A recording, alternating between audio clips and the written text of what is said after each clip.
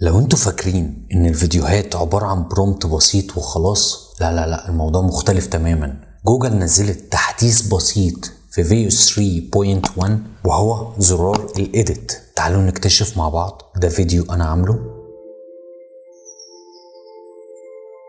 فيديو لطيف لذيذ. في زرار هنا اسمه إيديت، لو دوسنا عليه هيفتح لنا قائمة جديدة فيها انسيرت وريموف وكاميرا بوزيشن كاميرا موشن. الانسيرت ده عبارة عن ايه؟ ان احنا نضيف اي حاجة جوه المشهد بتاعنا. المشهد زي ما هو بس احنا بنضيف تفصيلة، فدي حاجة حلوة جدا. طب لو في حاجة مضايقانا من المشهد، يعني مثلا الجزء ده انا مش عايزه في اول المشهد، فبقدر ان انا اقول له ريموف وبيمسحه. فتفاصيل التفاصيل، فاحنا عندنا ان احنا نضيف اي عنصر او نمسح اي عنصر. وهنا بقى الشغل التقيل، الكاميرا بوزيشن. تعالوا ندخل على الكاميرا بوزيشن كده. القائمة دي ببساطة هي انك بتغير مكان الكاميرا في المشهد من غير ما تغير المشهد نفسه، يعني نفس الناس نفس المكان بس الكاميرا نفسها بتتحرك. الموف اب هو الكاميرا بتطلع لفوق شوية، بيدي احساس سيطرة كده، الاوفر فيو، وده بيكون عايز مكان وايد، مكان كبير، فانت بتوضح مكان لوكيشن كبير.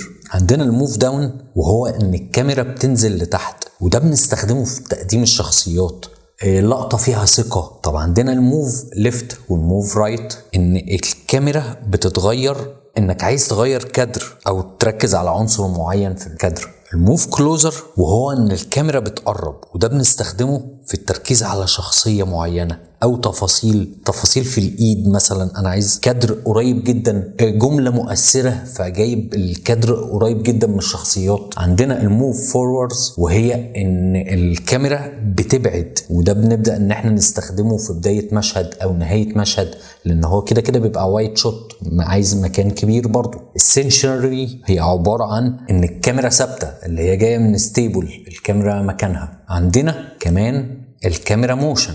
الكاميرا موشن دي مش تغيير مكان الكاميرا، دي حركة الكاميرا أثناء اللقطة، يعني الفيديو شغال والكاميرا نفسها بتتحرك. شغل سيما بيه. عندنا الأوربت أب وهي الكاميرا بتلف حوالين الهدف من فوق، والأوربت داون الكاميرا بتلف حوالين الهدف بس من تحت، والليفت والرايت الكاميرا بتلف حوالين المشهد نفسه. الخلاصة كل دي زوم ان وزوم اوت، والدولبي هيدي احساس سينماتيك قوي. ففكرة ان الفرق بين الكاميرا بوزيشن هي ان الكاميرا بوزيشن هي مكان الكاميرا، لكن الكاميرا موشن هي حركة الكاميرا في المشهد نفسه. فأظن التعديلات دي هتدينا مور سبيس ان احنا نطلع افكار كرياتيف اكتر بشكل للعين اصلا هيبقى مختلف. فاحنا هنا بتعمل لقطة درون وفجأة بتتحول لوايت شوت وفجأة بتتحول لكلوز اب. فانت كده بتعمل، لو اتفرجنا على اي فيلم